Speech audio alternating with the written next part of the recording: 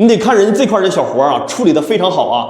你们家里面在装修的时候，我敢说，绝大部分业主没有做窗户的包口包套。很多装修公司上来他就忽悠你说这玩意儿根本就不用包啊，没有用，白花钱。完就给你包个这个窗台，那都纯属瞎干活。咱咋说呢？因为窗户边吧，特别容易什么呢？受潮啊，下雨呀，呲点水呀，有点潮气啥的。冬天窗户上再淌点水啥的，这个边整不好就起皮了。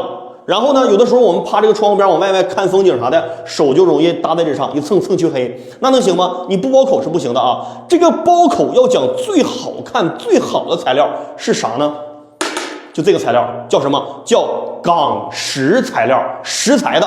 你看我这活你干的啊，你看着没有？整个窗户宽度大概是15公分左右，整个四边这一圈全部用同样颜色的白色的纯白的钢石来进行包口的。而且呢，这么包完一圈下来，咱们这个边上是不用做什么小耳朵的。你看看啊，这地方直接45度，哎，一个拼接，效果特别漂亮。而且这玩意儿呢，你就落上灰了，哎，脏了，抹布一擦它就干净。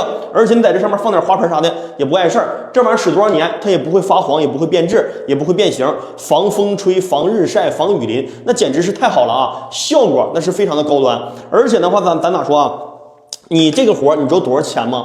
你不要以为包窗口很贵，你像在我们老家哈尔滨，这玩意儿1米的价格，就是这个1米的价格啊，连工带料50-60块钱，现在就能下来。你算吧，你这1.5米这一圈，比方你有5米，5米就200-300块钱搞定了，那还咋的呀？那还算钱啊？你就整呗，这活干完多好啊，是不是？